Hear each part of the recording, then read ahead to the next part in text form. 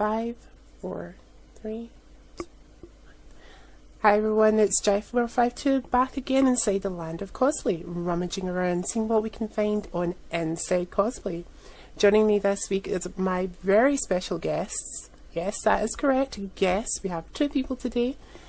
Cause of Commotion Cosplay. Hi guys, how are you? Hi! Hi, Jack. So how are you today? Oh, we're doing pretty good, pretty good. We're just coming off of a major convention. We were at MegaCon Tampa Bay, and I was just recently at New York Comic Con. I just flew back in. In Salt Lake. We in Salt Lake, in a row. So Salt Lake, Tampa Bay, New York. Doing a world tour. Yeah. That is insane. And I complain about just having to go to one big event a year. Well, to be fair, I do a lot of traveling to get there, so that's kind of understandable. So we're just going to jump right in there, and I'm going to ask both of you, when did you both first start cosplaying? I'm going to take this one. Actually, as a couple, we started about 18 months ago. It's relatively new for us as a couple. I think it was about 18 months ago that we both attended our first convention, which was MegaCon Orlando. And so it's only been about a year and a half that we actually decided to go into the business and do it. So it's not like we've been around a long time, but it kind of took off really fast once we got started. Awesome. Now this will be an interesting question for both of you. Can answer this in your own way. Is there any particular person or character that inspires you to cosplay? I think as far as cosplay is concerned, Michonne from The Walking Dead inspired me because, first of all, I saw someone who looked like me.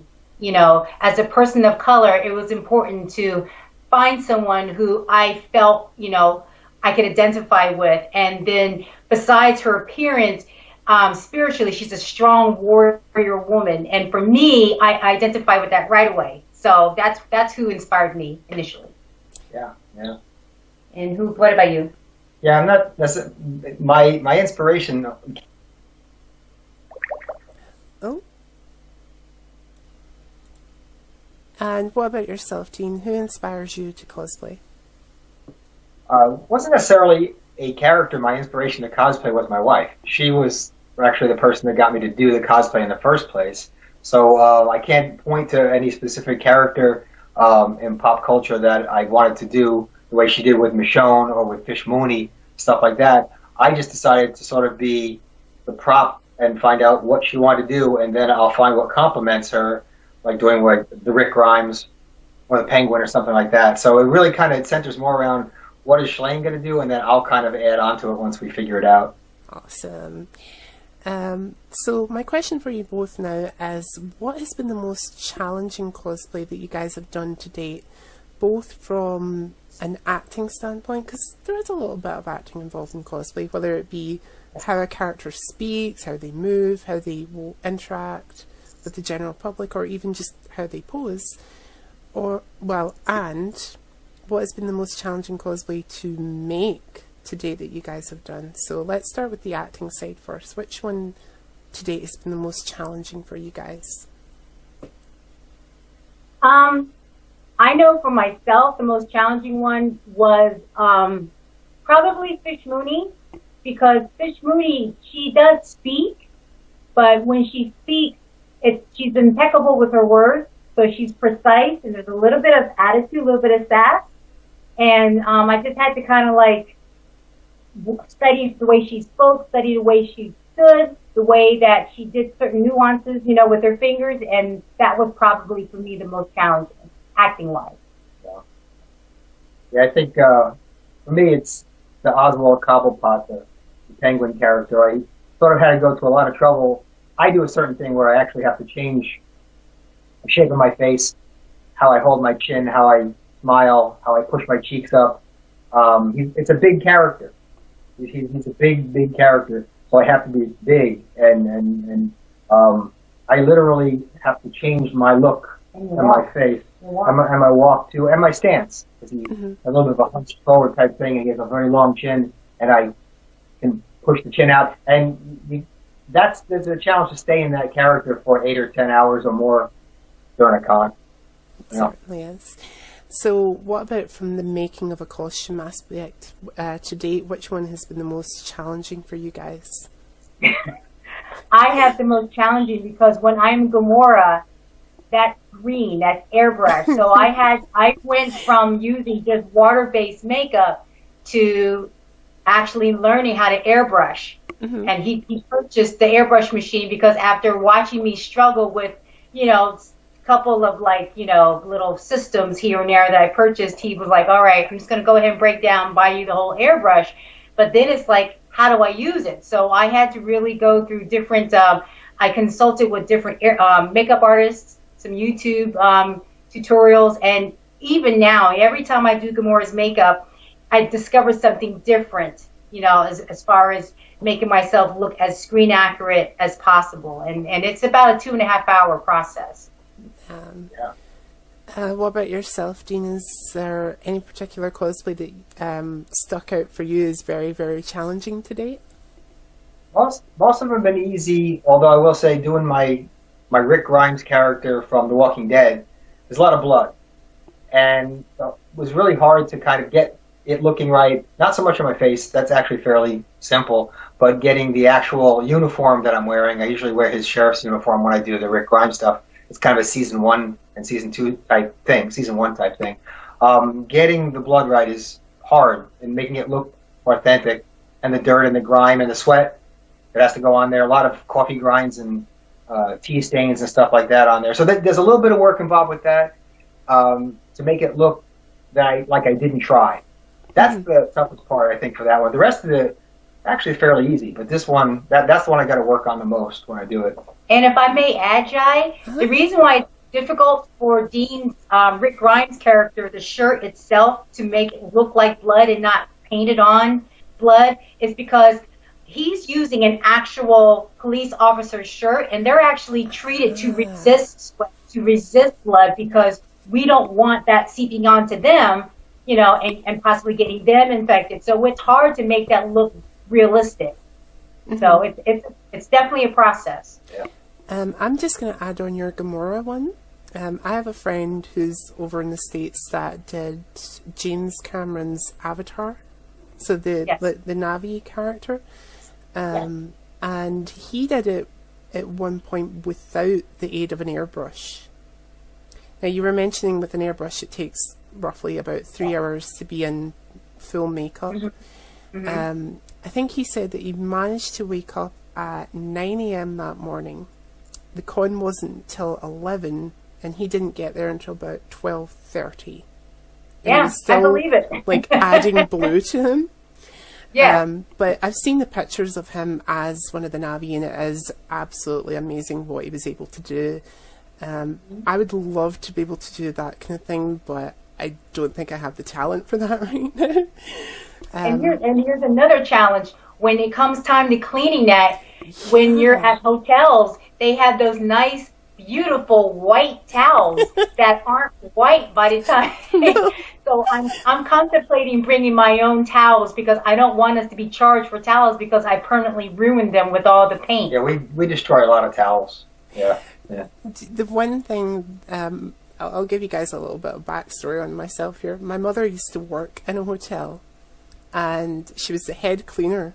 And the whole entire time that she was there, she didn't have any cosplayers staying at all, which I thought was fantastic. I was like, okay, then you're kind of getting off lightly here, Mum.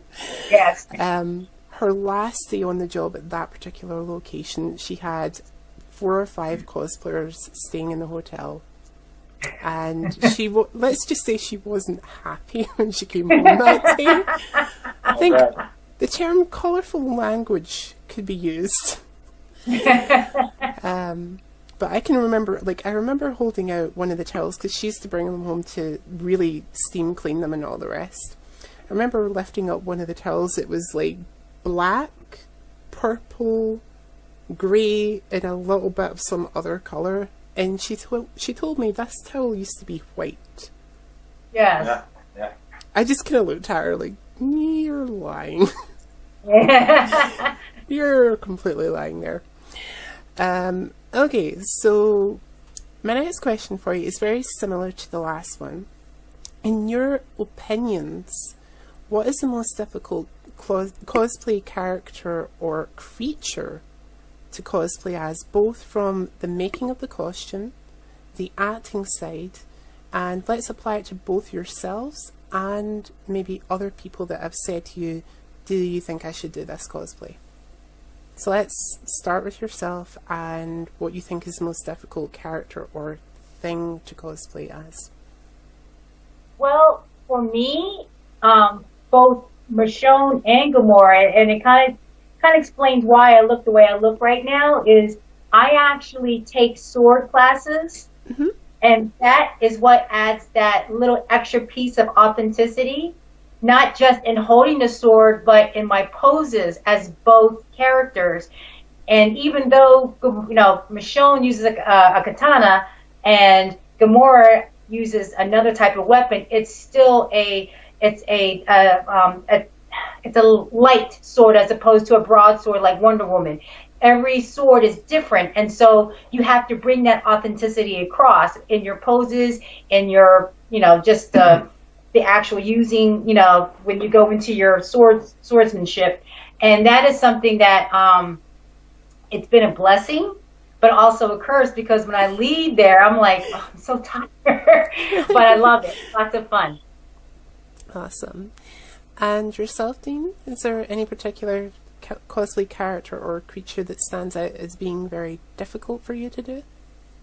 Not necessarily. I get lucky because a lot of the characters I do, because I'm more of a supporting role type thing, it isn't that really difficult. We haven't really delved into doing creatures outside the fact that she's doing Gamora from Guardians of the Galaxy, sort of creature-ish, all right? But I seem to be doing pretty much standard human guy type stuff, so it's not necessarily as hard for me. We haven't really delved into, for my role, to do something really ornate yet. We haven't found a character for me in that regard, so it's pretty easy for me to play a cop, you know, or well, actually, I started out with the Guardians of the Galaxy doing Star-Lord, but I've been doing less and less of that because I'm a bit older. I'm 58 years old, and Star-Lord's not that old. So I'm finding more and more of the young guys who are able to play Star-Lord for us in our sets when we're doing our set play at conventions. And I've been moved over to doing Star-Lord's dad, Ego, the Living Planet, because he's a gray, long-haired guy, and I can play gray and long hair. So I can do that. So it's a little bit easier for me. I still get to do a role that I don't have to work too hard at. It's much harder for her. She has to do a lot of work to get hers just so. Mine's actually kind of easy. I will say, though, to his defense, he really doesn't give himself a lot of credit. He can. I won't ask him to do it now because he can never do it on cue. But there was a time when we were it was Claremont Comic-Con, and there was a fan there that as soon as she saw us, we were Gotham, she immediately fanned out. And she was so, like, she would shake, and she was, like, so shy, she wouldn't come over to us. So we went to her, and he actually can sound like Robin. So when he introduced himself as Oswald, he did the facial, you know, expression, but he also did the hand, and he tilted his head, and he introduced himself as Oswald. And that's when she totally, like, dropped her pictures, whatever she bought, her fan art, she dropped it on the ground. She was shaking, she was crying. We actually have a YouTube video of that episode because, you know, we've never seen anything like her. She was too awestruck to come to us, so we had to go to her. So his ability to sound like Robin Lord Taylor was actually pretty impressive. So I'll give him that. Awesome. We'll see if we can get a link to that video, and it should be in the description, guys. So do go check it out when we've finished the interview. Okay, so let's talk about what you guys think are difficult cosplays, either from an acting or a creation of the costume aspect, when other people come to you. So maybe something you would advise somebody not necessarily not to do, but to maybe work up a skill set or a particular skill set before they attempt it. Well, I know and this is where I'm a little stretched because coming from Dragon Con, there were some really beautiful anime cosplays. And so there was a lot of work with EVA foam, Warbler, and things like that. And the big thing, because we do Guardians of the Galaxy, Groot is it's a cosplay where people, they come to us and they ask, I'm thinking about doing Groot. What should I do? And one of the things that, because Dean, he's a stilt walker from when he used to work at Universal. And one of the things that we always suggest is that when you do Groot, you want to make sure that your feet, your foundation is not too wide, because as the cosplays extends up, you have to take those proportions into consideration, because Groot is a lot of PVC pipe insulation, and to me, that's a very tricky cosplay to create, and then you have to be able to move in it. Mm-hmm. Yeah. You're not just standing still, Groot moves.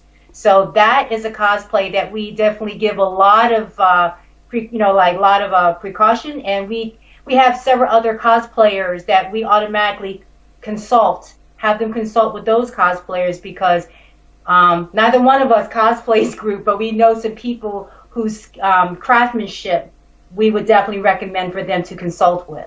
I wanna. That's my goal. I want to do an 8 foot, 9 foot Groot. Wow. That's like my dream thing to do. Just that it takes a lot to get. So to do that, it's one of those things where I don't want to do a character unless I nail it. I don't want to kind of go halfway, and that's a real intricate, difficult character to do. I'd love to do it though. I'd love to be up nice and high and do it.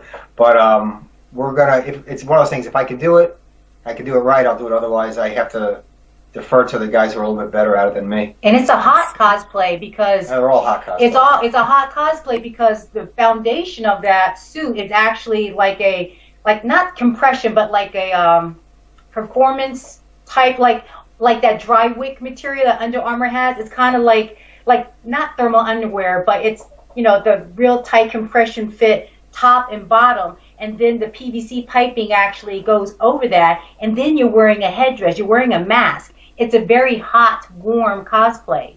I've not seen a particular Groot just yet. I mean, we've had the big kind of like photographic statues at Comic-Cons over here that I don't know where my current images are, but I do have a picture of me standing next to a big statue of Groot. Mm-hmm. But at these particular events I've went to, we've had people who've been doing Wookiees from Star Wars. Yes. Which are always amazing to see. And I think there was a little Ewok at one point that I met at my first Comic-Con and totally freaked out because there was this kind of like squeaker thing that they were using. And when I first heard it, I thought it was my shoes because I was wearing like sneakers. And mm-hmm. it was like a gym floor, so I'm looking around going, is that my shoes? And I then see this little Ewok just walking close to me, and I'm like, no, just go away, go away. But he was there with a guy who was doing a Wookiee, and I found out later in the day, because this guy was like really tall, like massively tall, and I was like, wow. I found out later in the day he was actually walking around on stilts. Like, he was a performance, I think a circus-trained performer. Mm-hmm. And I think he spent the better part of 7 hours walking around on stilts basically the entire day. And I was like, that is insane, that you can actually achieve something like that. And that's with the added curse of a Wookiee costume on top of that. Now, I can imagine Groot would be a very warm costume, but I think both of you would agree with me when I say the Wookiee would be warmer. Like much, much warmer. And when I thought about it even more, I was like, I feel really, really sorry for this guy because he's had to walk around the entire day and not really have a lot of communication with his handler because he's like a good few feet off the ground, so it's not easy enough to say, excuse me, but can we stop for 5 seconds, or can I have some water? You literally do have to scream it down. Yeah. but I can imagine Groot would be a kind of similar idea. So good luck with that. Yeah. We're working on it. We'll work on it. We'll let everybody know if we able to put it together. We'll let everybody know. Awesome. Okay, so there are two types of Comic Cons that we can go to throughout the year. There's the big once-a-year ones, like your New York Comic Con for one. Yes. San Diego Comic Con, I think, is another one. It's only once a year. And various others. But there are also the more frequent ones, which are the smaller, more local ones, like ones in Florida, ones in, I want to say, New York as well, that just happen every 2 or 3 weeks. Out of those particular two types of Comic Cons, which do you guys prefer going to more? Do you like the big once a year ones, or do you like the smaller, more local ones, or do you like a blend of the two? I know that early on in our short career, we started out doing small cons in the Orlando area because everybody knew us. Mm-hmm. And that's what we were just trying to build up and figure out if this was going to be a successful cosplay business for us. But we kind of stepped away from that fairly quickly, and I will say that our cons are usually big cons. And we did, let's see, 3 weekends ago was Salt Lake City Comic Con. Now in America, Salt Lake City Comic Con is the third largest behind San Diego and New York City. So bigger cons for us, more people, because we have such a big, our set, because we do set play, it's not just regular cosplay, it's set play. We can't go to small hotels and set up a gigantic 10 by 10 by 14-foot high set. They usually can't even accommodate us. So we do the bigger cons. Like I said, in the last 3 weeks we were at Salt Lake. Shellane was without me at New York Comic Con. I was busy. And the larger cons too. We do, again, a lot of people who maybe aren't from the United States don't know, but in Orlando here where we're located, the number 5, I think it is, biggest con is MegaCon Orlando.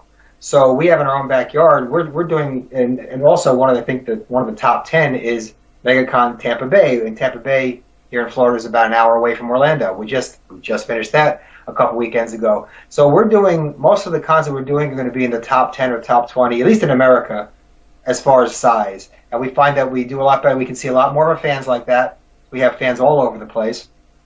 So we really prefer going to the larger, those once-a-year type cons that you talk about. That's kind of what we like to do. And just because we're kind of pigeonholed, we can't set up a huge set in a little teeny convention. It just doesn't work too well. The promoters don't tend to even really like it that much because it's just too much. You know, they'd rather have us walking around, and that's not what we do. We want people to come into our set and experience with us what we're doing and get a picture with us inside of an authentic movie set. Because that's what we do. We set up a movie set so everybody can come in and see it. The big cons are definitely more what we're... during 2018, we have a lot of big cons coming up. Yeah. Do you feel that the bigger cons suffer from what I like to call now, please don't hate me for this, people of New York, but do you feel that they suffer from a bit of a New York moment when it comes to interaction with your fans? Because whenever I've attended a big con, I always feel like I get the opportunity to meet, like, say, one of my friends from somewhere else in the UK, but I only get so long with them. It's like, hello, love your costume, and then either I have to go or they have to go. Do you guys feel that that's a similar thing that you get when it's a big convention, or do you have a different experience? The bigger cons, it's just like what you just said. The bigger cons, and maybe like not as big, but like, for example, when we do go to South Florida, it's an opportunity for us to see our fans, our friends, whatever. It's fun, but we don't get the whole, we got to go by because, usually the people who see us, they're there to see the con. Yes, they're there to see us, but they're also there to see, the convention as well. So I mean, it's not so much like, I wish I could spend more time with you, but I really have to go. I mean, it's a mutual, mutual parting. This past convention, New York Con, I actually had a chance to reconnect with some people that I first met at at Fort Lauderdale. So, it was nice. It was a nice opportunity to, meet some people. So I had a good time. Yeah, I mean, because we do the bigger cons, we see a lot more people, and you don't have as much time usually to spend with them. But you get these gaps where we have time, and there aren't a lot of customers waiting, and so we get to talk to some of our fans and our friends. Even at the largest ones, the Salt Lake Comic Con, I don't know how many had that, 70,000 people. It was more like 80. There's 80,000 people. You're going to run into people you know. And we try to spend as much time as we can with the friends and fans, while we're there. And the friends and fans do understand. They know we're working. Yeah, they know we're. If we're out and about, like say, going to lunch or whatever, that's different. But if they see us in our set, they understand. They have a limited time because we've got another customer that's getting ready to come in. Although it is funny too, because a lot of the fans who come in and they'll come in to take a photo, and what they do is they enter into our movie set, and they pose, and we have our own professional photographer with us and our own printer there, so they can get their own 6x8 color glossy when they step out. We print it right there immediately for them, so they have something to take with them. And sometimes they fan out a little bit, and they don't remember that there's a line of people waiting to be next, and they want to talk to us about this great scene they just saw that they remember from the Guardians of the Galaxy, or their favorite moment in the Gotham TV series, and they want to talk to us about it.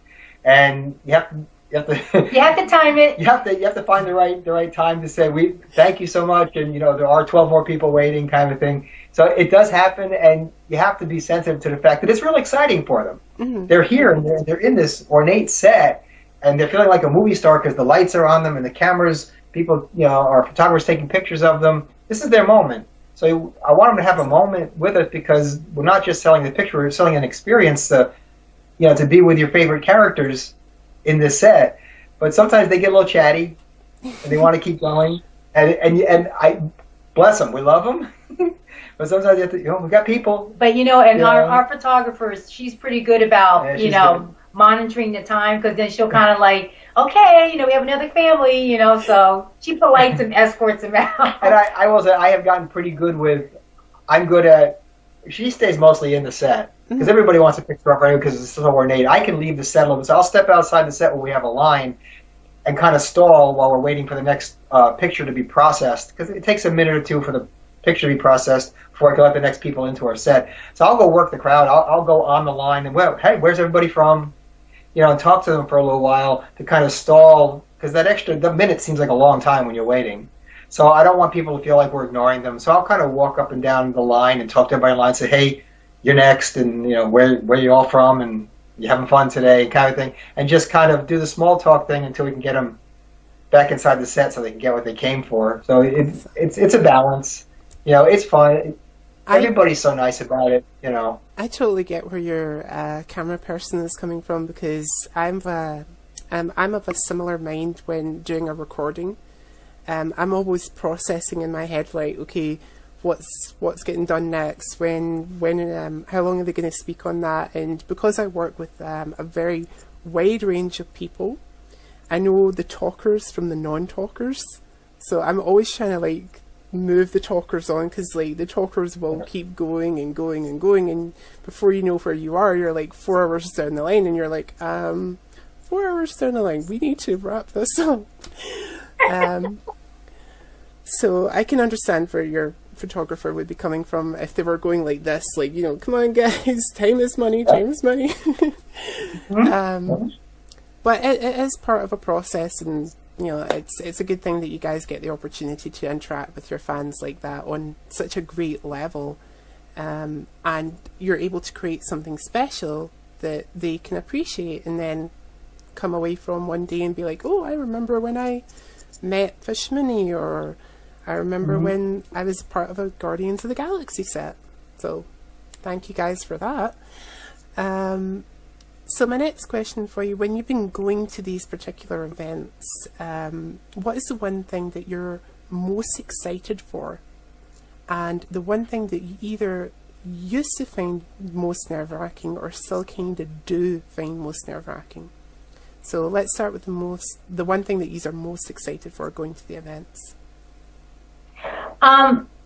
when I'm Fish Mooney, I'm very excited about meeting the actors and actresses from Gotham. And when they see me, they automatically, acknowledge, oh my God, you really do look like Jada Pinkett, So that's the thing that makes me most excited. I have yet to actually meet, let me see. Well, I have met Michael Rooker, Chris Sullivan, and Sean Gunn. I have not been able to meet Zoe yet. So Zoe Saldana, who actually plays Gamora. So that's my next goal. I would love to be able to meet Zoe. Because she just seems like, in my head, she would be like really cool, I'm always just excited. Opening day, like when they first open the doors and the people start, that's the most exciting part because you got the whole weekend ahead of you, and it's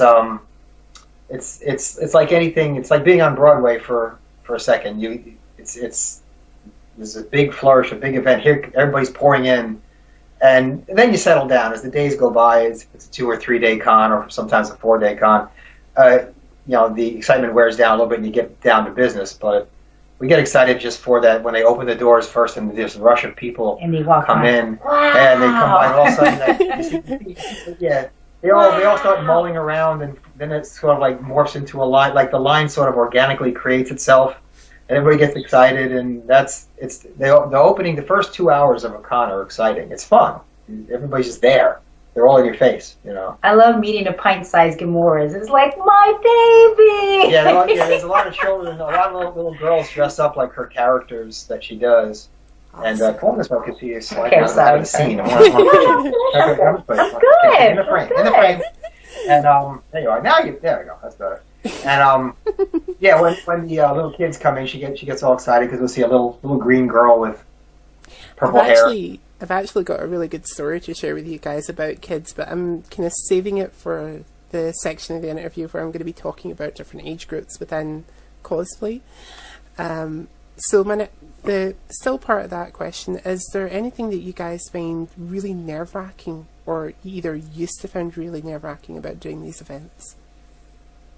I think I don't know about nerve-wracking. I do get a little concerned when we have overzealous children in our set and they're like bouncing around. Oh. We were at Tampa Bay, and these kids were just rambunctious, and he claimed he was falling, so he goes to put his hand on the wall to balance himself, not realizing this is not a real wall. This is all PVC pipe, and I literally saw our set do this. It actually teetered almost like a foot, and I'm thinking we're going to lose the set right here in the middle of the con. That's our biggest fear all the time, because the set that I build, I construct the set and test it a lot in our garage, in our garage here, and we're testing it to make sure it's sturdy, but that's sturdy for adults who know better. Once we get in there, and it's all made of, everything's fake. It is movie world is fake. Everything's fake. So what looks like a brick wall, because I have walls that look like the brick, they're not. They're pieces of paneling that are attached to pieces of PVC piping that create a skeleton, hold it up. Well, you can knock a skeleton of PVC piping down, and we have to always have our head on a swivel when our guests are inside of our set, adults and kids, but mostly kids. Make sure that they're not leaning against something, pressing against it, pushing something, because literally it could all come down like a big house of cards. You have to be real careful. And I think the second nerve-wracking thing for us, we have, in our Gotham set, we have a 14-foot clock tower. Yeah. And it's huge. Building it takes 4 people to erect this tower, and taking it down is even more nerve-wracking, because one false move, it can literally land on somebody and smush him like a pancake. We're always keeping our guests at arm's length away from this tower, which we put in the extreme back of the set, but it looks beautiful in the pictures. The picture looks great. Yeah. We have to keep them away from it. We have to always tell them, hey, just want to let you know, don't go too close. So we actually position one of our cosplayers to be the buffer, the block. To block it just a little bit. They're putting their arms around, but holding them away from the tower.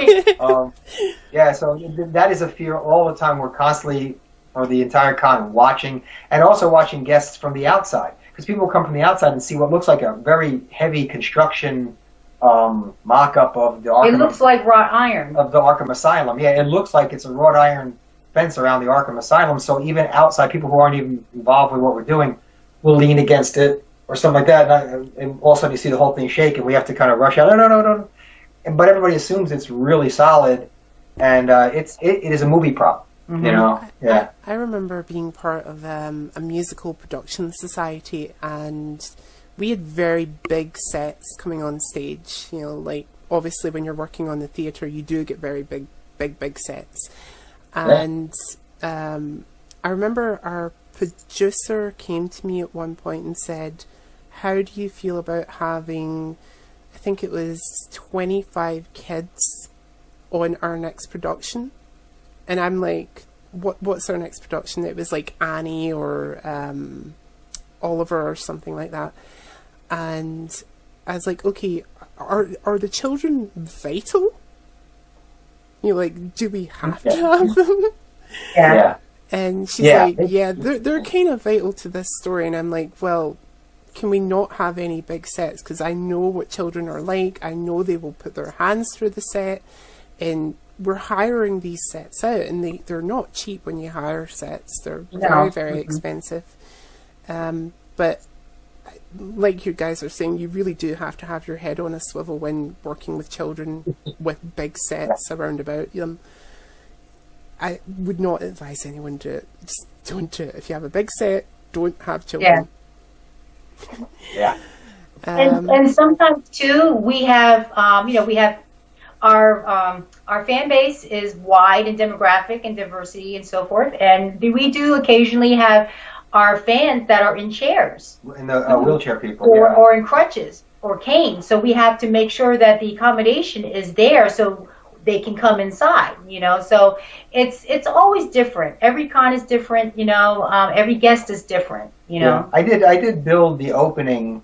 To come into our set, you have to come down the dead center of the front of it. And there's actually like a gate that I built for it, made out of PVC piping, so people can enter.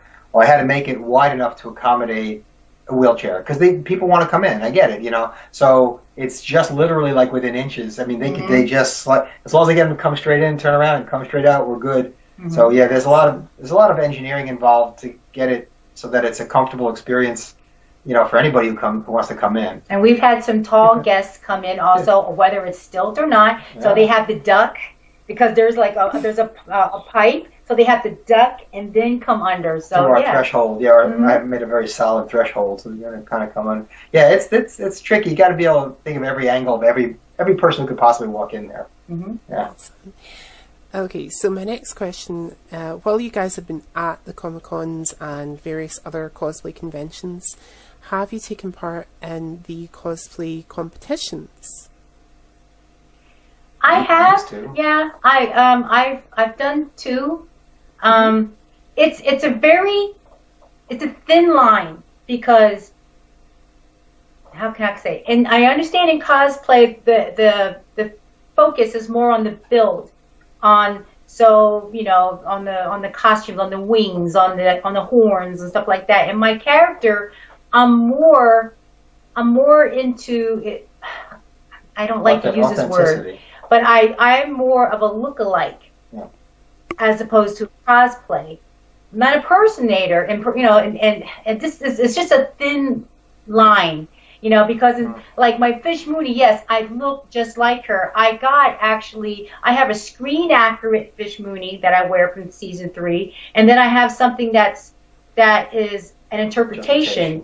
And I find when I wear the interpretation one, I get more recognition. So for New York Comic Con, I wore more of the interpretation, and I received more, I guess appreciation, from that. They asked about the collar and the chainmail and the metal, and they were just like, and for some they didn't even know what my character was, but they were like, it's just so beautiful. I want a picture. I don't know who your character is, but this looks great, So I look at the qualifications of what they look for, and if I find if they're looking more for someone from Overwatch, or someone from maybe of a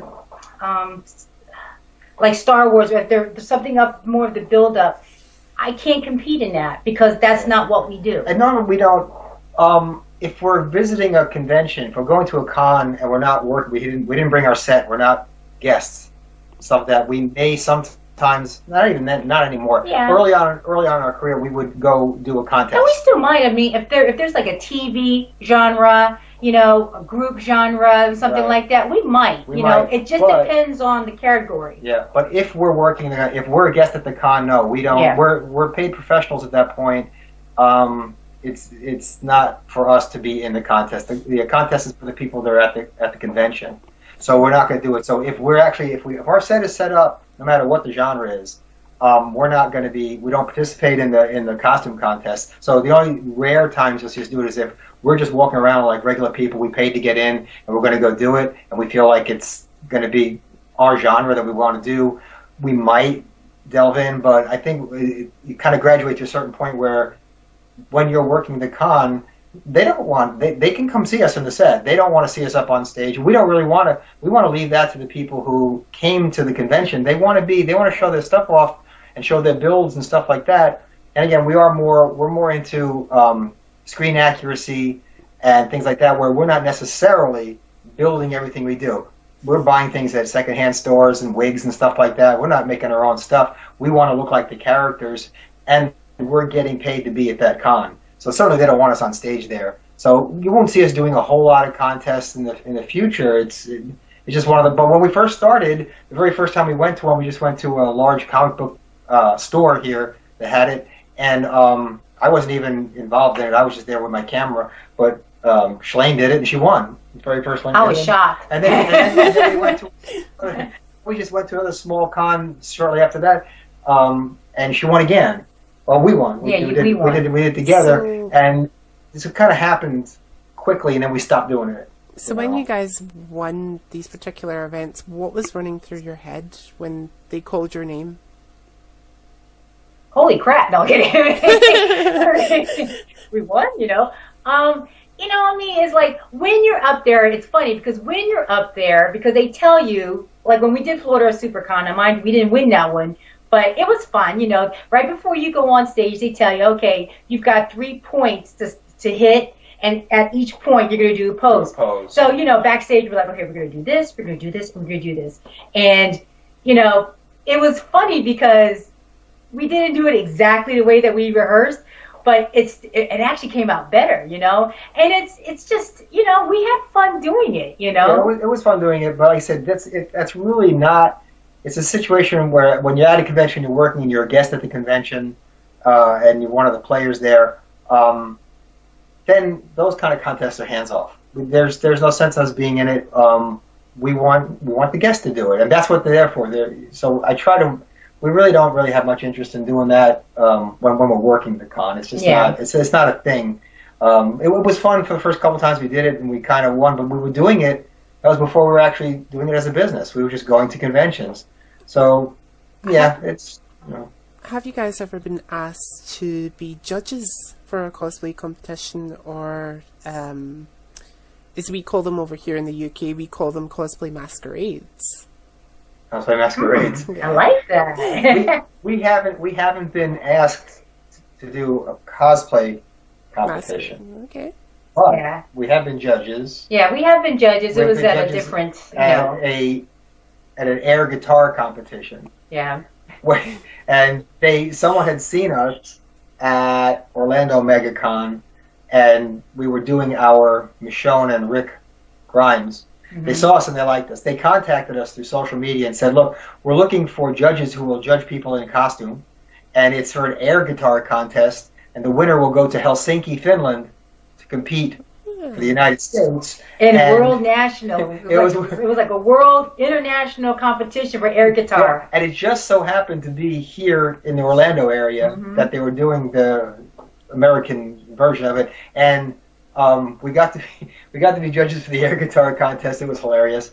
And so that was the one time we could do so. It wasn't cosplay, but we were dressed up, and the people that were doing the air guitar contest were all dressed up, and it was a lot of fun. We had a lot of fun doing that. That was good. If you guys got the opportunity to judge for one of the bigger cons, which one would you like to judge for? I would like to judge for MegaCon Orlando because, for one, you know, just to kind of go back a little bit, when we did MegaCon Orlando this year, that was like a homecoming for us, because prior to that, we were simply attendees. We were just walking the halls. The year before, yeah. Excuse me, we were just walking the halls. Oh. Yeah, we were. I'll let him pick it back up. But, yeah, we had gone a year ago, 18 months ago, to Orlando, MegaCon Orlando, just as people, and 12 months later, we were one of the featured cosplay acts there. So I mean, we got to come back in like amount of 11 and a half months. Ooh, excuse me. And all of a sudden we were actually part of the convention rather than just walking through there. Kind of happened. So fast. As judges, that would be one that I would like to do, because the majority of people there would recognize who we were. And because of our brand, they know that we don't do anything, part of my expression, we don't do anything half-assed. Everything that we do is screen accuracy. There's a level that we hold ourselves up to. So at a cosplay contest, we want to see somebody. If you're going to be Harlequin, I'm not going to judge you, you know, high score just because you just happen to color your hair and you kind of have this messy makeup. I need to see all the aspects of Harlequin, and I need to see if you're doing classic Harlequin, you have to be classic Harlequin. That means the voice, her mannerisms, everything. And if you're doing Suicide Squad Harlequin, again, I have to see exactly what was interpreted on film. Awesome. Yeah, they wouldn't want me as a judge just because I'm not as in tune to pop culture as she is. So unfortunately, being older, I don't know a lot of these things. I know the things that I do. You know, I know Guardians of the Galaxy, and I know the Gotham TV series. I know The Walking Dead because that's what I watch. And that's what I do. But we would go and watch maybe from the wings when we're working a con. We'll go and watch the contests, and certainly these people do amazing work. The people that get on stage and do the contest, but 75% of the characters that go up there, I have no concept of who they are. I just don't know. So it wouldn't be fair for me to judge because I don't play video games or watch anime or do any of that stuff. And you see some of these people, everybody goes, "Wow, that's amazing, Sailor Moon," or whatever it would be. Don't know what that is. So, but I would rather leave that to somebody who really knows the stuff. So I wouldn't. She'd be great at judging. I don't think I would. I wouldn't be. From the people I'm a pop culture. Was it Cosinista? Pop culture. I don't know. I don't know any. I'm just old guy. I don't know any of that stuff. Yeah. From the people that I've spoken to that have done it, they've always kind of said that they're very, very thankful that there are at least 2 other people there with them. Because normally we have 3 judges at the very most, 4 if we're lucky. But one person's always kind of said to me, like, "Oh, I'm so thankful I had 2 other people there with me that knew a bit more about subjects like Sailor Moon or video game characters or even just other kind of pop culture type stuff." But the way they tend to do it, I don't know if this is the same for the States when it comes to judging, but the way that we tend to do it over here is we have somebody who is proficient with armoured cosplay. So if you're making your own kind of homemade armour, textiles and fabrics. Well, sorry, that should be like makeup and then fabrics, really. And you get points based on those particular systems depending on what your cosplay is. So I don't envy these people at all because I've seen some of the cosplays that they've had to judge and have just went, I could not do that. I would love to. But I'd probably do it very much the same to you, Shellane. I'd judge them on their performance because that's the kind of background I have. But I couldn't do it as far as a costume goes. I'd be like, oh, I can't decide between this Harley Quinn and this swamp thing over here. So that'd be very, very difficult for me. Okay, so my next question for you is... again, still kind of relating to Comic-Con events, what do you guys feel, in your own opinions, are the best and worst things that a new cosplayer can do when they're getting ready to go to a cosplay convention or cosplay event? So let's say 3 of the best things that you think they can do when prepping to go. I think the best thing a person can do going to a Comic-Con convention is go to the website and look at what kind of convention this is. See how many people that they had last year, because that's going to determine how you prepare to attend this convention, meaning can you bring water? Can you not bring water? You know, comfortable shoes, like Dragon Con. This was my first year going to Dragon Con. There was 80,000 people. Dragon Con is not a typical convention held in one facility. It's held in 4 different major hotels, and in between the hotels, there's a lot of walking.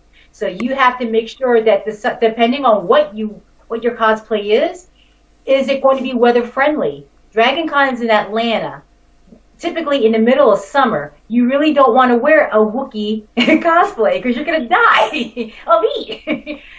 So that would probably be the best thing that anyone can do, is to do a little bit of research before you attend the convention. And then the worst thing that you can do is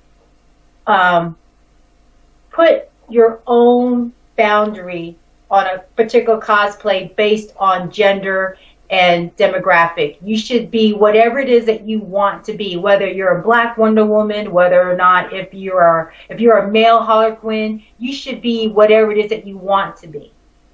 Definitely. Dean, what about you? What do you feel is the best thing that a new cosplayer can do when they are prepping to go to a cosplay convention or cosplay event? And what do you feel is the worst thing that they can do? Yeah, I think the best thing to do is prepare yourself for what you're about to go into. Get yourself ready to know what the size of the crowd is, because sometimes if you know you're going to be at a 70,000 person convention, maybe you don't want to start with your wings. You know, they're going to get broke off or something like that. If you know it's going to be real crowded, and one of the best things I can do is always start off small. If you're going to start off doing cosplay, go to some of your local cons that may be held in a hotel. That's the best thing I can say. Go to a hotel con first. Don't go to New York City Comic Con first. A, you're going to be overwhelmed, but B, you're probably going to ruin whatever cosplay you did. Take your time, go to a few. After you've done several and you kind of get the feel for it, you move up and start going to bigger and bigger cons.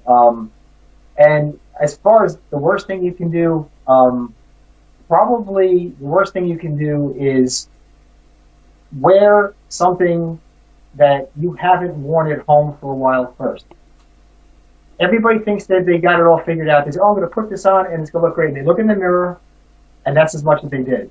If you haven't walked around in whatever cosplay you just put together, you don't realize how many things will start falling apart.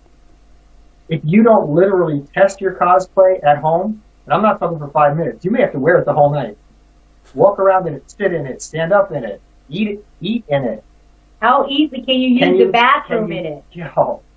Yeah, right. Because if you have a zip-up thing and you now got to take everything off just to go use the restroom and all that kind of stuff, which you've done. So the worst thing you do is not practice with your cosplay before you ever get out the door. And also part of practicing is, can you even get in your car with your cosplay? That's a good Can one. you sit in your automobile? That is You have no idea until you do it. Yeah. Don't let that first moment when you sit down and all of a sudden everything cracks on the way. You know, obviously you're not going to wear your wings if you have wings, but that's the first. Test everything long before you step out, and we've been guilty of that. Yeah. We have done things where I got a brand new pair of boots for my Ego cosplay for the Guardians of the Galaxy, and I put my foot in it and said, oh, it feels fine, it's great. And I ended up wearing very, very low socks, and the inside zipper started tearing my skin off because I didn't try to walk around them and realize I should wear knee-high socks because they're knee-high boots. Mm-hmm. And we had to end up literally going shopping during the con, to buy socks that I could wear, because I just said, oh, the boots fit, but I didn't pay attention to the fact that I got to walk around in them. I learned my lesson, so I can pass that on to anybody who's new. Test everything out before you go. An interesting thing that I'm going to add to something that you said, Shellane, was know the location that you're going to. I say that that's very important regardless of where you are in the world, because you need to know the climate of the location. Is it a warm place? Is it a cold place? I will share a very interesting story. I did a male poison ivy for the same Comic-Con where I was talking about Groot. I did that in the middle of August in the UK. Now, if you live in the UK, you'll know that August is not the warmest time of year. It is actually one of the 4 coldest months of the year. Did not know that. And poison ivy, interesting costume to say the least. I was frozen the entire day. From the word go, I was frozen.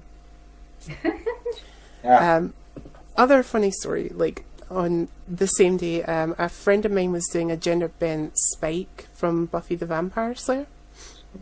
Because we had James Massells in attendance at this con, and she had this amazing, large, really heavy leather coat on. And I remember running up to her and just hugging her so intently and whispering to her, "Do you mind if I borrow your coat? I'm absolutely freezing." And she's like, but then I'll be cold. My exact reply was, "That's not my problem." It's well seen that I know that person. So yes, definitely make sure you know the climate of the location that you're going to. If it's a hot place, plan accordingly with your cosplay. Do not wear a Wookiee like Shellane says, or if it's a very, very cold place, don't go as a poison ivy where you're going to be frozen for most of the day. There will be issues. And equally, like Dean says, also make sure that you know how many people are going to be there, because sometimes moving when you're in a very big cosplay, like one that has wings, it can be very difficult if there's 100 people there. Likewise, if you're having to travel to the con, just make sure that you have easy access to your vehicle. You know, I've had cosplayers in the past who have done amazing cosplays from Skyrim, and they've made like the big Daedric armors that have all the spikes, and they've just put it into their car, and they've heard as soon as they sat down, and it's like a spike has broken off completely. So, like Dean says, just be careful when going to a con in your car. So, moving on, let's talk about age differences at Comic-Con events or cosplay events in general. So, when I first started cosplaying, or made the decision, I should say, to become a cosplayer, I started looking up various different types of cosplay on the internet, and I was predominantly trying to get a grasp of what age groups I would see at a cosplay or Comic-Con event. And while I did see family pictures, it really just looked like mum, dad, children on their staircase, picture taken, off they go to a fancy dress party. That was kind of like my assumption that that's what it looked like. And when I started looking at group cosplays at conventions like New York Comic Con and Florida Comic Con and San Diego and various other locations, I began to see what looked like a trend between the ages of early to mid-teens to mid-30s. And I thought, I generally made up my mind that this was the kind of demographic that you would see at an event. So I thought, okay, I fit in that demographic. I'm I'm early teens to mid-30s, so I'll be fine. I can go to somebody at the event and say, comic books? Superhero comic books? And they'll be like, comic books. Back to me. When you guys started cosplaying, did you have a similar notion going into an event? Did you think, oh, it's going to be this type of age group that is going to be there? Or did you guys just go in like, yep, there's going to be people of all ages here? Basically, we just went in to just going, not really considering the age demographic or anything. We just went. I mean, I mentioned earlier, our background actually is Universal Studios. So, you know, we both worked at Universal Studios. So when we, you know, working there, you see every demographic, every age group, you know. And so that's kind of like our mindset. We go in these conventions expecting to see, you know, cosplayers as early as a toddler just learning how to walk to like someone who's like, you know, in their early 80s. They're just having fun. They just want to dress up and go to an event and look at cool cosplay. Yeah. I can usually expect I'm going to be the oldest person there. So No, because everyone else is younger than me. Stan Lee is always there, so you're not. Stan Lee is 1,000 years old. Yes. Oh, please. Shh. We can't say that about Stanley because I'm currently working. I really shouldn't be saying this, but I'm currently working with people who have worked with Stanley. So we can't say anything bad about Stan. Oh no, we're not saying anything bad. We're just stating the obvious, you know. But yeah, usually I expect a younger crowd, and it's hard because I have to play sometimes younger characters. It's hard, but yeah, we love the families, and we see everything. We see children in strollers, and they're still dressed up. It was something for me that I really found amazing because I really did not expect all age groups there. I honestly did think it's going to be your early teens to your mid-30s, and that's the demographic. And it really did blow my mind when I first went there, seeing all children of all ages from just a few months old to grannies and granddads, you know, and everything in between, and it really did blow my mind. I think my favourite two cosplays that I've ever seen was a baby who could only have been about maybe 2 months old, dressed as a little hobbit, and their mum carrying them around, and I thought, that's genius on equal measure. You know, that's genius because one, she's dressed as a hobbit, and that's fantastic because hobbit-sized baby, you know. And two, she's using the age of the child to her advantage. She's like, this is a small child, so I will dress them as a hobbit. Equally, I've loved seeing, and unfortunately I've never seen this in person, but somebody that I interviewed recently mentioned that there was a woman at, I think it was New York Comic-Con, believe it or not. She was dressed up as Lady Olenna from Game of Thrones. And she was being wheeled around in her wheelchair all day long. That was DragonCon. Oh, that was DragonCon, right. Yes, she was absolutely fabulous. She apparently was so on point. Like, she voiced herself like Lady Olenna does. She made fun of every girl who was dressed up as Cersei from Game of Thrones, which I thought was fantastic. Never actually got to meet her in person. Would love to. But I've seen her on social media, and I think that is fantastic that she's using her age to her advantage in that sense. Yeah. Equally, when it comes to age differences in cosplay, is there any particular cosplays that you guys do that are geared towards a certain age group? No, pretty much. What I think what we gear it toward is what we think is more popular. Guardians of the Galaxy is popular. It's the fandom itself and not the age. Yeah, I mean, and that stretches all age groups anyway, I suppose. I mean, certainly, you know, it's a finite number, but no, we don't really gear anything toward it. No, I find it interesting. You know, you mentioned the woman with the Hobbit. You know, for us, especially when we're Guardians, it's amazing. We'll see Drax or Star-Lord, we'll see Gamora, and then we'll see the baby who's Baby Groot. You know, like baby it was perfect. Yeah, so it was pretty good. Yeah, that was good. That was good. Yeah. Okay, so I've been holding on to this particular story, but my first year at a Comic-Con, I was doing my gender bent Classic Harley, or my version of Classic Harley, and these events are always packed because they're considered big events.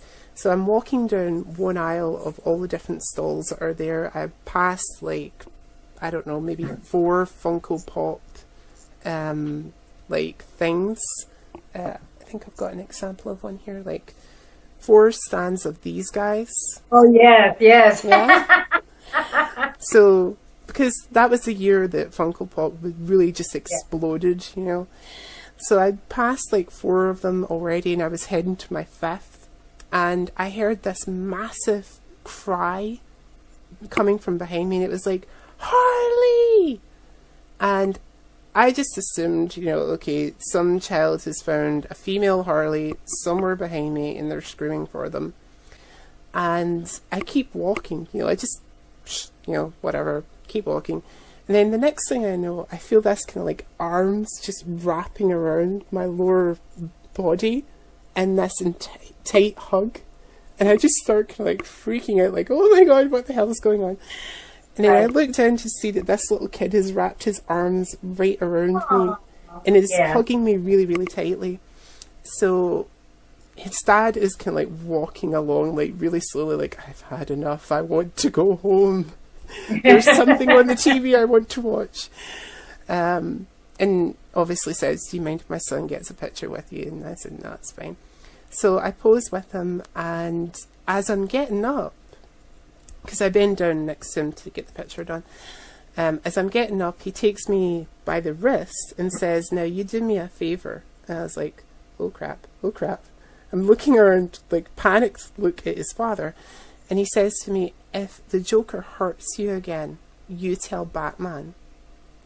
Now, and that was the one thing that scared the living hell out of me at this con, that this kid, who could only have been like 5 or 6 years old, understood the relationship between Harley and Joker. So that scared the living hell out of me. And it kind of scared his dad, because I looked at his dad after he'd said that, and his dad's just like, you know, I don't know what's possessed my child to say this. Have you guys ever had interactions with fans that are similar to that, like ones that really just took you by surprise? Well, from a cosplay perspective, the girl at Claremont, that right there, because I've never seen anyone, when I say she was shaking, I'm talking about she was like this and crying and then dropping her paperwork. I've never seen anything like it. And the others who've seen the video, they were like, what's wrong with her? And then it's like, she's fanning out. I mean, that's what you describe as fanning out, you know. And then back from our Universal days, one of my characters was Storm, Classic Storm. And one of the things that Universal expects you to do when you play one of those characters, they expect you to know everything. They want you to study the character, because when the guests come into the park and they see you, they don't see Shellane, they see Storm. So now they're asking questions about Wolverine and Cyclops and and all these other characters. So, you know, it's something that we hold ourselves up to that standard, because when people see us on set, they're asking about the Guardians. They're asking about, so, you know, what do you think? Do you think, Adam Warlock is going to come back, and you think this is going to happen? And how about Drax? And what about, Mantis? I mean, they're asking seriously, like how I'm going to ask you about, anything that happens in your life. They're really wanting to know, so that's why it's important for us to, read up on, on the comics, read up on the different articles or the different blogs like comicbook.com and Marvel Comics. When these things come up about the upcoming Guardians movie in 2019 and Infinity Wars, we got to read up on that stuff, because these people come into the set, they forget, and they're wanting to know. So. I can imagine that must have been a very difficult process for you with Fish Mooney, because she was... I remember when I first started watching Gotham, I was like, who's this Fish Mooney character? Like, I was a very big fan of the comic books back when, oddly enough, before the show started, my cousins had got me into Batman very early on, so I pretty much knew a lot of the history for it. So when the show came out and they had this Fish Mooney character, I was like, who's she? I want to know more about her. And I was like, I couldn't find much of anything in the comic book history of the character. I ended up learning that she was a character created specifically for the show.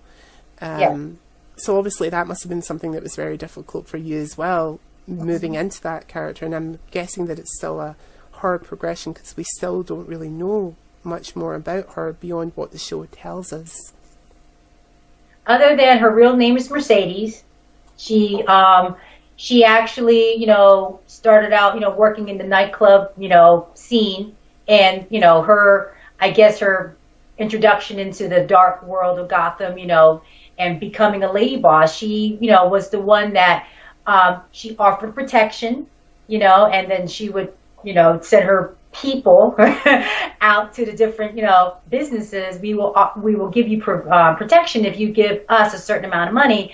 And so, I had to go back and there would be a couple of memes, a couple of articles, from Jada, and I really had to do my research that way, and that just kind of helped me grasp how I should act as Fish Mooney, So, yeah, you're right, though. She wasn't really a real character, so I won't say too much more because I don't know how many, and I know from what I read from Twitter, in the UK, I'm not exactly sure what season they're up to, so I don't want to say too much. We are up to date with the current season. We're I think we're like a week out before you guys get it, kind of thing. Like, we are a week behind you guys. Okay, so you guys are into season 4 now. Yes, we'll be. Okay. I think if we've not already started it, because I watch it alongside the US, I'm like, I don't want to wait. Yeah, right. So I think if they haven't already started it, they will within the next week or two. Okay. So with that being said, I can say this now. So when Fish Mooney died, that bothered me because I'm like, well, she went away and then she was gone for so long, and then she comes back, and after the 3rd episode, she's dead. And I was like, I was devastated. I was like, wait a minute, I've invested so much of myself into this character, that it was, it bothered me to see her go. But as Dean has, had said, when we do Gotham, she will always, be with our set anyway. So, but yeah, I love that character. I think that's the really interesting thing about that particular show, is that if your character or your favorite character dies, they never really die for long. Right. Mm-hmm. I think that's something that I was always kind of laugh with my friends and my cousins about, is that you're never far from a Lazarus pit when you're in Gotham. Yeah. True, very true. That's true. Okay, so my last question for age differences is, over here in the UK, we always get people from Doctor Who coming to our events, because Doctor Who is something that the UK is very proud of, and we export it to the rest of the world and say, here's something that we did that was kind of good. Not being a massive fan of the show, I can't really comment. But I've noticed a lot of cosplayers, once they reach a certain age, start to do less of, like, specifically younger characters, like, say, Goku from Dragon Ball Z, or Edward Elric from Full Metal Alchemist, or many other different types of characters. And they start to say, well, I'm her age, so I'm now going to do the 3rd Doctor from Doctor Who, or one of the Daleks, or one of his arch villains, or maybe one of his assistants. Is that something that you guys see yourselves doing at some point, like doing cosplays that are an advantage when it comes to age, or do you just go, nah, we'll do whatever we want? I think it's funny because there was several times where Dean was mistaken for a doctor, and he's like, I'm not Doctor Who! I'm not! Yeah. By the way, I've never seen even 5 seconds of Doctor Who, so I have no idea what any of that's all about. I really don't. But I get anything. that all the time. Oh, okay. In my opinion, there's so many things I could be a fan of, but we do. Let's face it, we're doing the characters we do. Mm-hmm. Older. We're not. I mean, I don't know anything about Dragon Ball Z. Don't know anything about. Wouldn't want to. So it would. I look silly with gray hair doing it anyway. But the characters we're doing, the Fish Mooney Jada Pickett is a grown woman, of a certain age, and so is my wife, and so she's not going to do something that's not. So we're doing, and me even doing the Kurt Russell character from the Guardians. We're both older men, so I think we already have kind of funneled ourselves into those spots for the most part. Even when we're doing The Walking Dead, let's face it, the characters that we play when we do Rick or we do Michonne, they're not children. They're grown people. Yeah, Andrew Lincoln is 40, 44, 45.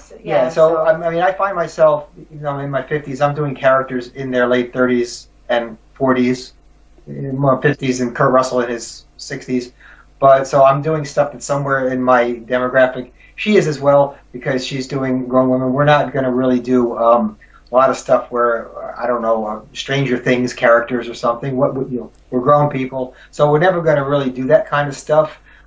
Certainly, there's no reason that any cosplayer can't. Mm-hmm. You know, you should be able to cosplay for everybody. You can do whatever you want. It's just that when we're doing it, since we're trying to stay screen accurate, and we do more sort of impersonations and lookalikes of the characters, we'd have no shot at doing something, a kid from Stranger Things or whatever. I have to identify with that character. So as much as, you know, I appreciate Stranger Things, I can't see myself cosplaying as 11. No, I can't identify with 11. But for example, Aunt Entity from Mad Max, Tina Turner's character, absolutely. That's my next dream cosplay, you know, because, you know, first of all, that's someone I can identify with. Second of all, structurally, I can make myself look like that, you know, and then the rest is, all right, I need chainmail, maybe not, maybe I can find another, you know, material, how am I going to make the earrings, how am I going to do the wig. I mean, that's how I approach a character. Yeah, she can, that's do that. Something, sorry. But that's something that I've started to do as well, because I mentioned to, I think, both of you at one point after we're done with the interview, there was a few cosplay ideas that I've had that I want to pick your guys' brains about. And I was actually speaking to a friend of mine earlier today before Facebook in the UK went down for like 20 minutes and everybody lost their mind. Because like no social media. I was speaking to her saying, well, I'm going to be doing an interview with you guys today, and she's like, oh my gosh, you know, because she knows of who you guys are and she's a fan as well, so hello. I was saying to her, okay, I've got like 10 ideas at the moment, and she's like, just 10? Are you kidding?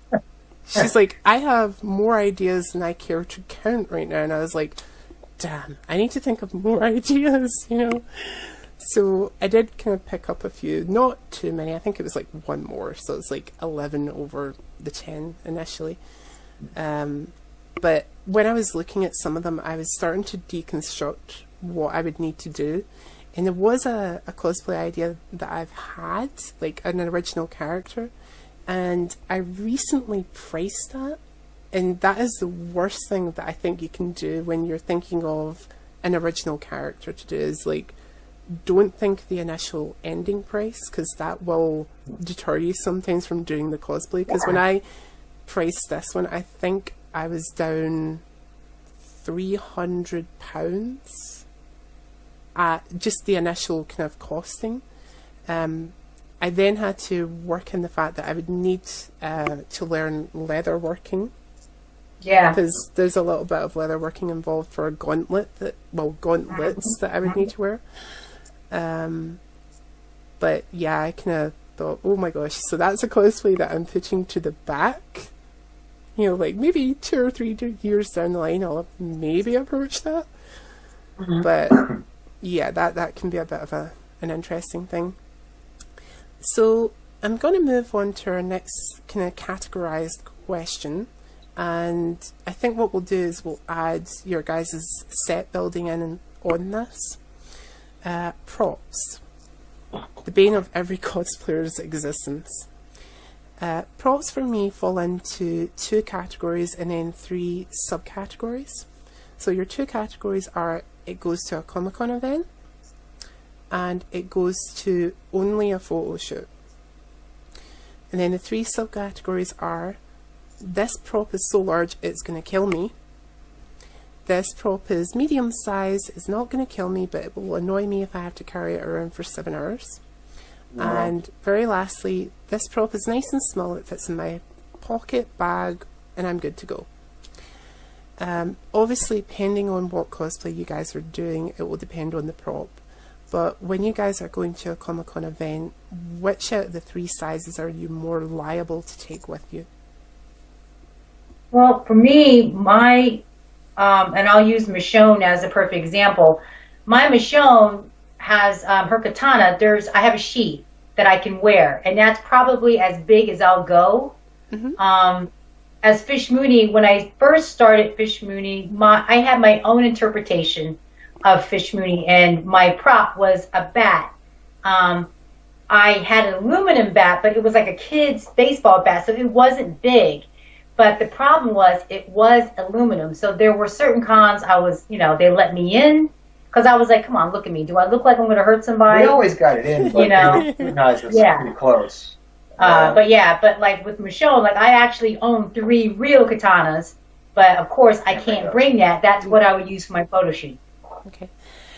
And yourself, Gina, is there any particular cosplay prop that you would tend to take with you to an event over a photo shoot, or to a photo shoot over an event? Yeah, pretty much. We don't have any of those gigantic type anime type things to bring with us anyway, because of the characters we do. When I'm doing Rick Grimes, I do have a handgun, a pistol that I bring with me with the holster. It's a Colt 45, and it is actually it's a 45. Oh, it's a pistol.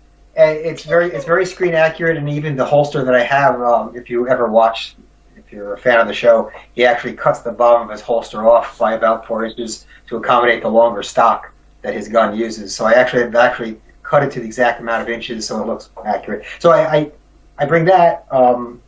Then when I'm doing Oswald Cobblepot, I have to bring an umbrella. That's my prop, right? And that's functional because there's a we're gonna use it for a podcast. We were waiting to come on because he had somebody else, and it was an outdoor event. We're waiting in the rain, and it was raining. So here's Fish and Oswald in the rain, and he's actually holding the umbrella, that's part of an iconic scene when Fish, she was in charge, and he was just the little errand boy, and it was raining, and she was like, boy, my hair gets wet, so he's standing outside waiting it, and I'm just sitting here like, if I get wet. It was amazing. How to keep her wig dry. It was amazing. So yeah, I get to do that. I'm sorry, and then also when I do Star-Lord, on the rare occasions I do that, I do have blasters that I did build that go with me, and they're screen accurate blasters. And then when I do Ego, I think the only the orb is I have my Infinity Orb. So yeah, all of our stuff is pretty small, pretty compact. Small and medium. Mm-hmm. Yes, and it is the same stuff we'll use for photo shoots. The exact same stuff. Okay. Yeah, they're all adorable. Yeah. Now, I'm just going to very quickly go back to the podcast moment that you guys spoke about there, the kind of umbrella moment. I do remember, I think it was Eugene that I asked, has Shellane ever done a kind of moment where she's just snapped into Fish Mooney with you? Like, just out with the kind of thing? Much, yeah. There isn't too much of a difference. Awesome. Yeah. He did mention you do the finger movement with you. So I thought that was fantastic. Okay, so on average, when you guys are making props, well, actually, sorry, I should say, when it comes to props, do you guys A, make them from scratch, B, buy them and then customize them, or C, buy them ready-made, or do you do a combination of all 3? Well, for me, for Gamora, I purchased that one already made from someone from Italy, from Etsy, because Gamora's sword is not it's not an earthly sword, so it's something that's very intricate and very very ornate and extreme in shape and design. So I know when to fight my battles. I know. So that one was already purchased, but Dean is actually more of the you're more of the craftsman. Yeah, I like building weapons, so I buy children's toys pretty much. As far as the Guardians of the Galaxy go, anyway, children's toys where I can get them and modify them myself. One of the things I enjoy doing is, because a lot of the children's toys, obviously, they're made of plastic, and they don't look like very screen accurate. So I'll often take them, pull them apart. I use any cosplayer, hot glue gun. You have to have a glue gun. right?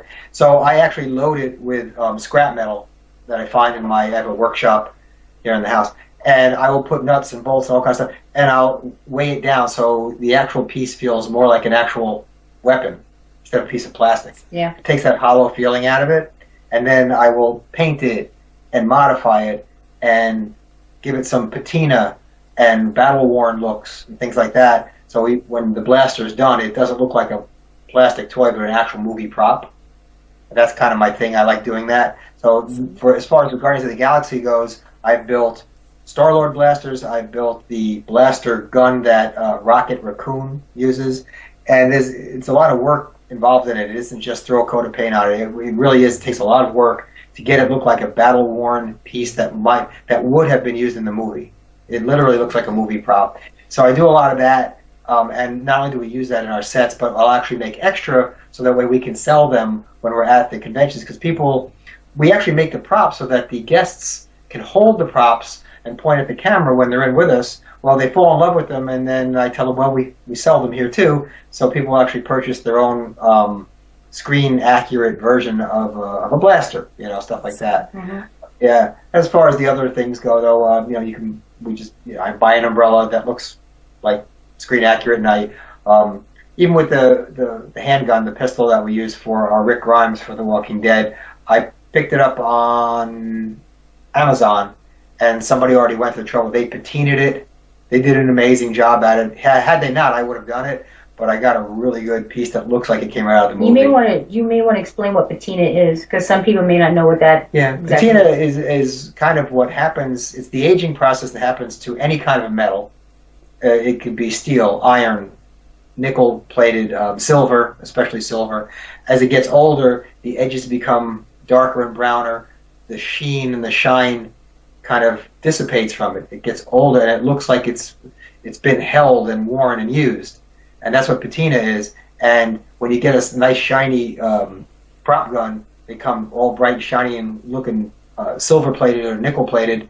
And there's a lot of techniques that I won't go into where you can age the piece and make that prop look like it's been used for the last 20 years in battle. And that's kind of that's what I like to do. I like to give that look when I do my props. So I'm going to very, very quickly ask you guys about the sets that you do. Now, obviously the sets are much larger than props. And I'm assuming that you're building them out of your own home as well. So is that something that you guys do regularly, or do you tend to say, right, we're going to be doing this kind of set of cosplays very, very soon, so we need to have a similar set to go with that? Like, do you plan in advance kind of thing for the sets? The sets, the way, as you know, when you go to a con, most cons in America anyway, it's universally known that a booth space, that somebody who uses a booth, is going to be 10 by 10 feet square. So that's always going to be a given no matter where we do it in any part of the country that we travel to. So I build a frame out of PVC piping that is 10 by 10 foot around with a door in front, and that's always going to go with us. It's always going to be 10 by 10. Now, how it looks from there, then, we start adjusting for it. It has to look like the Arkham Asylum. So we'll build around that frame walls and props and all kinds of clocks and towers and any kind of tables, chairs, things that look like they belong in there. So the actual skeleton of it is always the same, and I build it one time and I reuse it over and over again. What I did was I engineered out of PVC piping the 10 by 10 frame that can be put up and torn down from con to con. It's really easy to build something permanent. It's actually a lot more engineering to build something that's designed to come apart. So that's what we do. I have tons and tons of PVC piping that are all clipped together in a certain way, just like a child would build like an erector set type thing. This is just a gigantic version of it.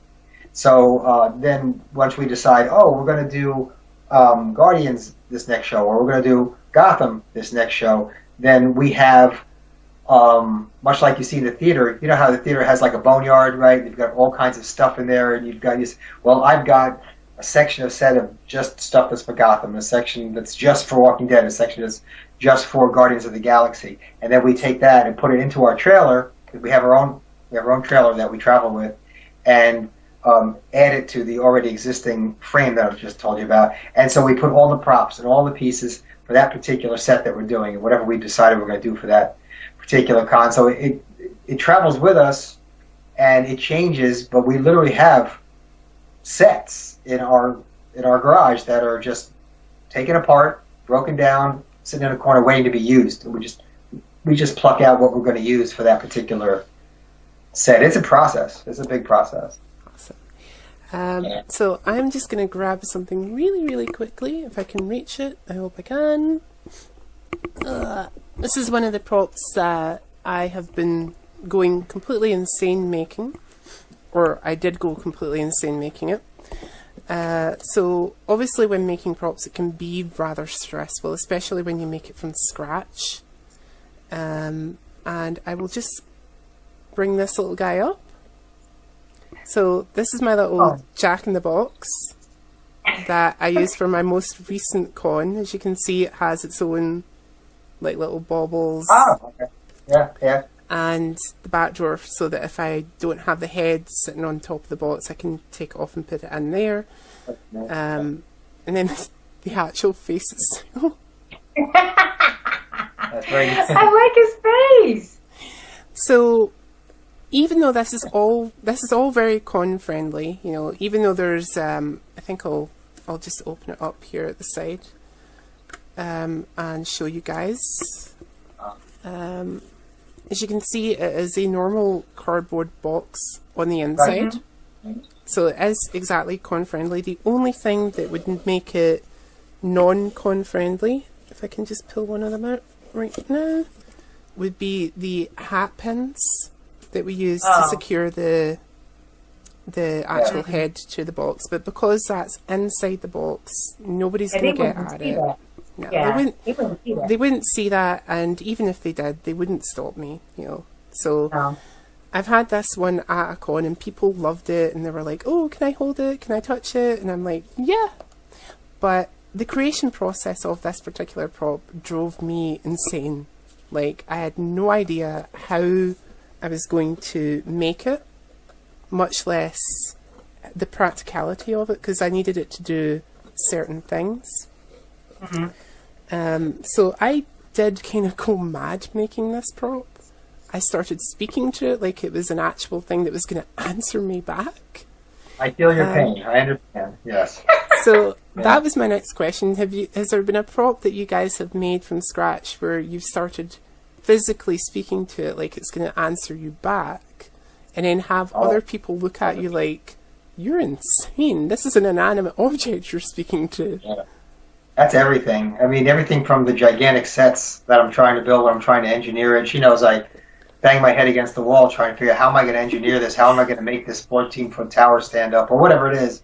And you go through a lot of trial and error, and she sees me just throwing things around the garage until I get it right. You know, it's frustrating. And then everything from the big picture of how I'm going to build an entire gigantic set, everything down to how I'm going to make this blaster look screen accurate, and she sees me with a little paintbrush, you know, putting in the little details on a weapon.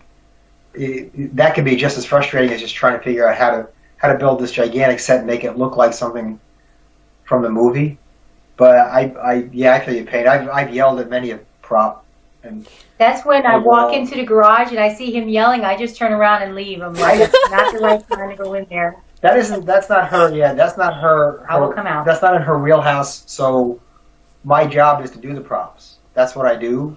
So I do that. Like, we each have our own job in this business, in our Cosmic Commotion business, and she knows. I would certainly ask her to come out and help me sometimes. You hold this up while I'm putting this together and putting the glue on, or whatever. I'm trying to build this wall or something like that. She has to help me.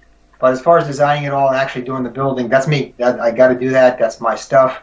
She's so much better at the social media than I am, so she's talking a lot to promoters and stuff like that, whereas I'm somewhere in the back doing the behind-the-scenes stuff, and she's doing the up-front because she's the face.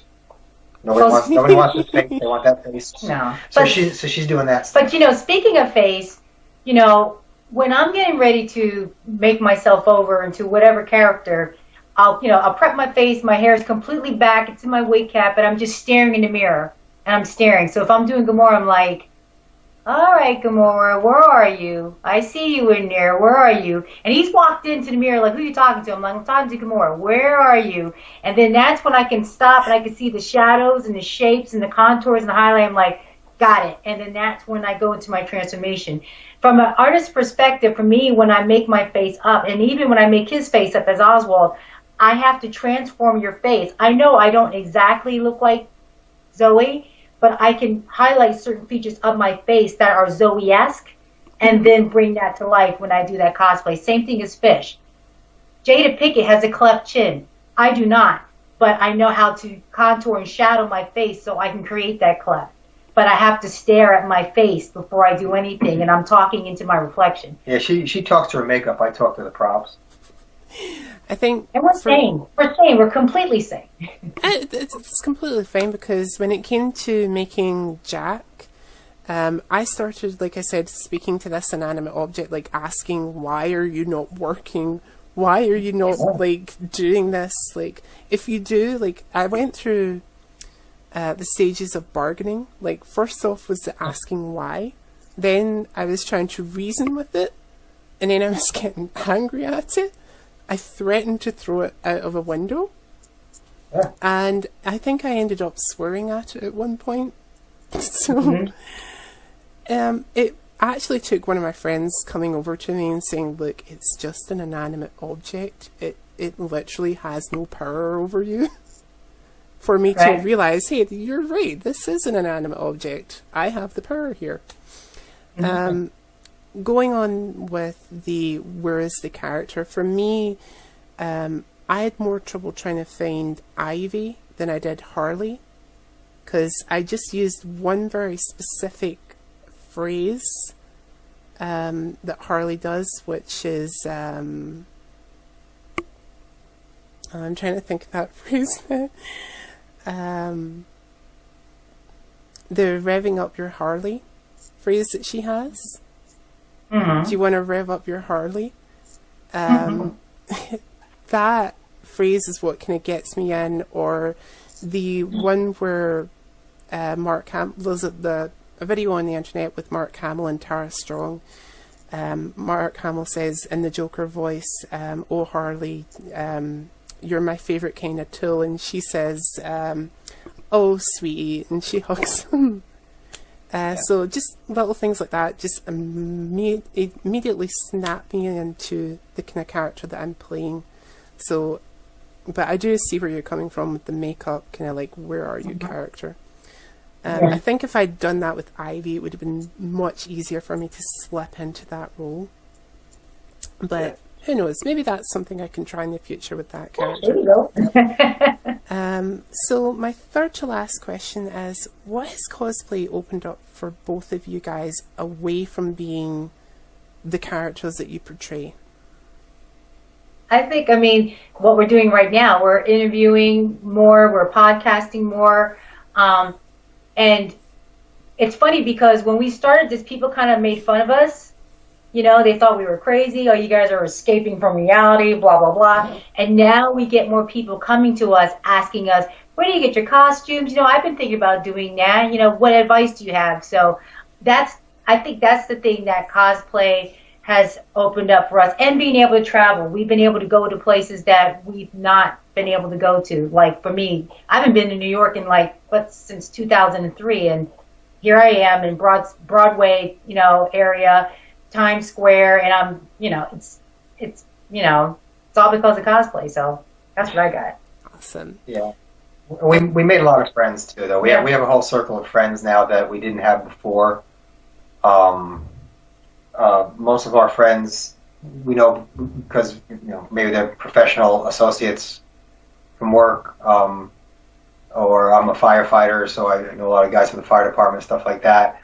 But we now have this circle of friends that and they are watching, that are cosplay people. They all probably more than likely have jobs too, but I would never have known them had it not been for cosplay. We've developed real friendships with people, not just online friendships, when we go to cons, we see them, especially in Florida, because the same kind of group of people will go from here in Orlando to an hour away to Tampa to 3 hours away in Miami, and we're all sort of traveling in groups almost.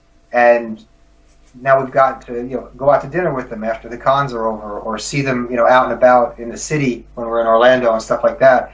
And also we have friends, like a circle of friends that are actually like flesh and blood. And then we still have the internet friends too. That we didn't have before either. But I still find it interesting that your guys at the fire department who were before, kind of like, oh, Dean's up to, here he goes again. But now they're watching and they have legitimate questions and they want to see his blaster. Hey, can you bring your blaster to work? We want to see how this works. So that part I find funny. Yeah, one of our paramedics just purchased a 3D printer. And he was so excited to get it that he actually made for me sidearm holsters specifically for the blasters that I built. He actually put it together and tooled it so it'll fit and hold it on somebody's hip on their belt. He got so excited about it, so he actually used his 3D printer to do some cosplay work. And Awesome. Now I'm actually helping him sell them at conventions. Awesome. Yeah. So my next question for you is your next 3 cosplays. So the next cosplay that you're going to be doing at your next event, a cosplay that you're going to be doing, let's say maybe the tail end of the year, that's kind of like in the making process, or the beginning of next year, and the last cosplay being something that you will do later in 2018. So let's start with who you guys are going to be at your next con. What's next? I mean, well, our next convention that we're just attending is Walker Stalker Atlanta, so we will be Michonne and Rick for that one. Yeah, we won't be guests there. We're just attending. We're not actually attendees. working the con. The next working con for us is Heroes and Villains Fan Fest, and that's November 18th and 19th, and we will be Gotham. We will be doing Fish Moon. Yeah, because Robin Lord Taylor is at that one. Yeah, so that's kind of the next one as far as Yes. Yeah. The next one that I'm actually working on, I debuted this cosplay. This is Valkyrie from Thor Ragnarok. So I've worn that one, and it was just, again, just a total transformation, and it was fun wearing it. So when the movie actually premieres here in November, I will attend the opening in that cosplay. So that should be interesting. That'll be fun. Awesome. And then I think for 2018, I really do want to pursue that aunt entity. I would really like to pursue that one because that's always been a dream character of mine. I love that character. Yeah, we're going to be doing a lot of during 2018. I can promise that we'll be doing a lot more of the Guardian stuff because we've been morphing into. We found so many other people that do great characters that we have. When we first started our business, it was just the 2 of us. Mm-hmm. Now I'm inviting every city we go to, because of social media, I'm able to find guest cosplayers. Guest cosplayers coming out of our set based on whatever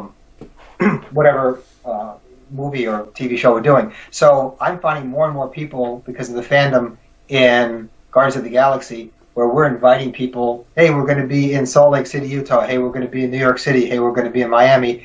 We let everybody know ahead of time, and then people can come and they actually pose in our set with us and work with us just for the weekend because they might be local to that particular city. Mm-hmm. And we're going to be, there's so many talented people that do Guardians, and we're going to be doing more and more of the Guardians with guest players who are going to be doing Star-Lord. We're going to be doing Nebula. All those characters. We have so many people that are really good at what they do, and they want to show their stuff off. And we want them in our set with us, so our fans can get a picture with them as well. Awesome. So you're going to see a lot more Guardians during the year, during 18. And I foresee is morphing also into Infinity War because that's going to be the next big movie for next year. We'll be doing that. You can see. You'll look forward to that. We'll be doing that. Yeah. Awesome. Yeah. So my last question for you guys is, what advice would you give to a brand new cosplayer who is looking to start cosplaying but doesn't really know where to start? Well, I think first of all, it starts with them. Whatever character that they are just really enthusiastic about, that's where they should start. So if, for example, they like Star Wars, well, look into that movie, look into that genre. All right, you like Star Wars. What character do you like? I mean, of course, it's Princess Leia, but maybe there's another character that you like. And see if we can pull there. And like Dean said, start small. So maybe you like Star Wars, but maybe Wookiee might be, that's a little much, So you want to go somewhere where it's a little easier for you to kind of transition into that character and then build on that. That's the build. You don't have to go full throttle and be like that, the whole thing. I mean, my first attempt at Fish Mooney was just a regular dress, and then I saw this feather like boa, and he pinned it on there. And then I had a bat, and I had some shoes, and a wig. And I found the wig, but then I found some red extensions, and I added to it, and then I just went from there. So start small, identify with the character, and build from that. Awesome. Anything to add to that, Dean? Yeah, for anybody who's starting, it's not a competition. And I know a lot of people, they feel like, well, I got to go in there and I got to come in looking like I'm going to be the body double for the movie or the TV show or something. And maybe that's your ultimate goal. That's fine. But if you're new at this, it doesn't have to be like that. You can put on whatever you want. Right? People, well, I don't have a costume that's quite ready. It isn't good enough yet. Good enough for what? They don't want to go to a convention because they're just whatever you want to cosplay. If you're new at it, trust me, everybody, and everybody who starts with this starts at where they are here, and a year later they're nowhere where they started. Exactly. Yeah. It takes a life of its own, and it becomes a monster. So it doesn't matter where you start. If you just want to put something on and go, then just go. And I want to say to all the cosplayers who are starting this, don't feel like you have to spend a lot of money in the beginning. Don't. Because you're just starting out, and it doesn't make sense for you to invest a lot of money into something that you're not quite sure about. So start small. Yeah, cosplay should never make you go broke. If you're going broke because of cosplay, you did something wrong. Don't do that. You do what you can afford and enjoy that. And the minute it starts depleting your funds, you probably have the wrong hobby. You don't want to do that. You want to do what you can afford. Don't choose between doing this and eating. That'd be a good idea. Yeah. It's supposed to be fun. Definitely.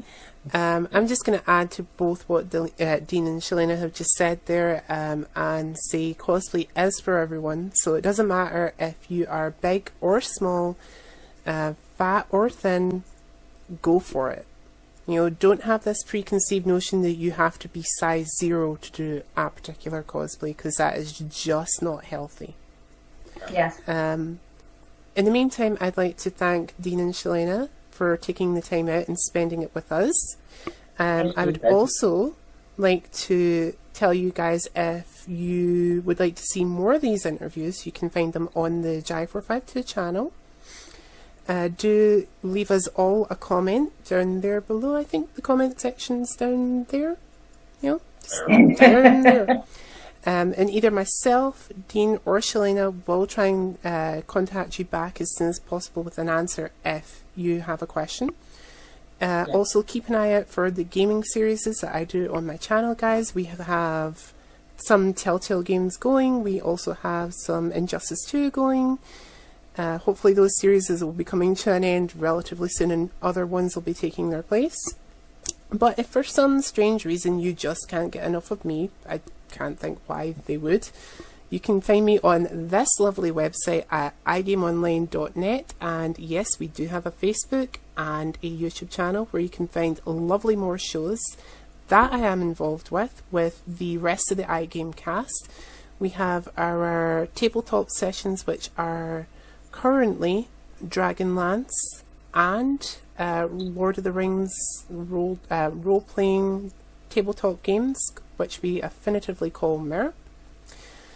We also have another role-playing game which will possibly be coming along soon, which is Call of Cthulhu. So if you're fans of any of those particular tabletop role-playing games, please do tune in and see what we have. But if cosplay is more your area of expertise, you can catch up with our local cosplayers on the site at NEUK, and you can there find Little Rascal, Alpha Betty, and Kobe Kicks Cosplay. So, in the meantime though, if you have a question or a burning thing that you just need to know and you want to contact either Dean or Shellane personally, they're going to hopefully give us some links that we can get a hold of them on, which will be in the description of this video, guys. So Dean, Shellane, where can we get a hold of you guys if we have any further questions? Our email is COSCOMMOTION